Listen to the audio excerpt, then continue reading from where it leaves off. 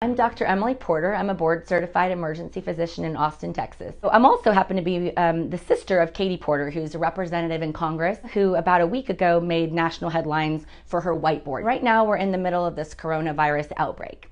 And everyone is really confused because they don't understand why are the bars closing? Why is everyone hoarding toilet paper? And what does social distancing mean? What does flatten the curve mean? I'm going to show you on my whiteboard why doctors, governors, and other people around the country are concerned about coronavirus and why every American should be, and really everyone around the world should be. So numbers wise, in America, we have 331 million people. So the CDC is estimating that about 40 to 70% of them will get infected. So to make the numbers easy, I'm going to say that it's 150 million people. That's about 45%. So on the lower end of that 40 to 70%. So if 150 million people get infected, 80% of them are going to be just fine. So 20% of people will need hospitalization. Italy has a big problem right now, and they don't have enough hospital beds for people. Well, they have more hospital beds per capita in Italy than they have in America. So 80% fine, 20% need a hospitalization. 5 to 10% of the 150 million that get infected are going to need a ventilator, life support. What it does is it helps their lungs rest, it helps their heart rest, it gives their body time to heal because we don't have a cure for this virus, we don't have an antiviral drug that works, and we don't have a vaccine. Let's say 5% of the people need ventilators. 5% of 150 million people is 7.5 million vents needed in America. So I started thinking, well, how many do we have in America?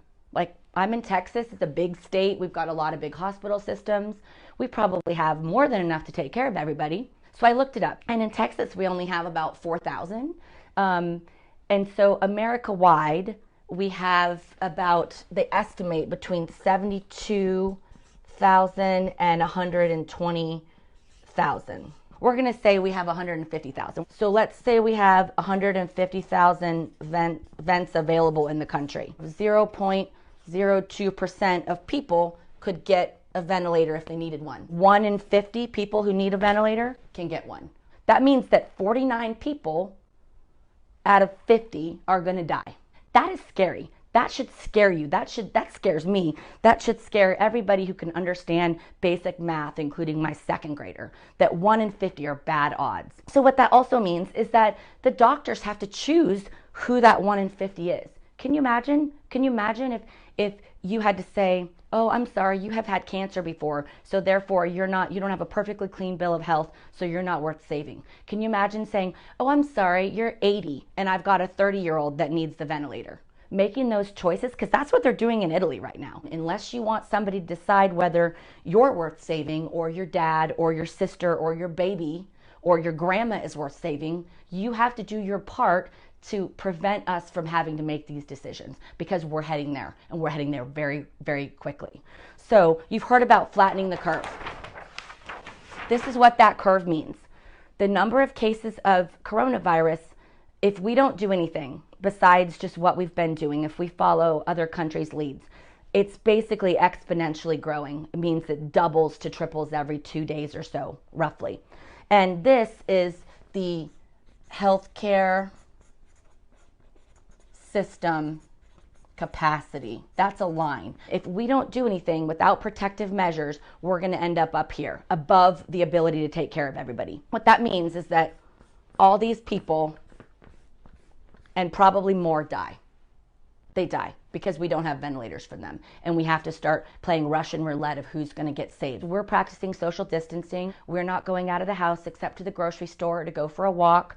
Those are the protective measures, as well as hand sanitizer, washing your hands, covering your cough, sneezing into your elbow. I get it. Like, it stinks. My spring break got canceled. My kids are devastated. I don't want to homeschool children. I work full time. I'm not saying it's ideal, but it's what has to be done, the experts are saying, to prevent this from happening. There's a million reasons to be angry and unhappy and just think that this whole thing sucks, because it does.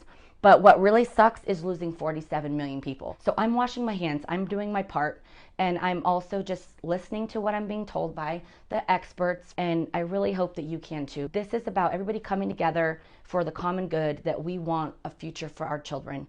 And it's 2 weeks, man. It's like 2 to 4 weeks. And I hope that if you care about anybody other than yourself, including especially these 47 million Americans, that you will also do the same and just not complain about it and just do it, because it's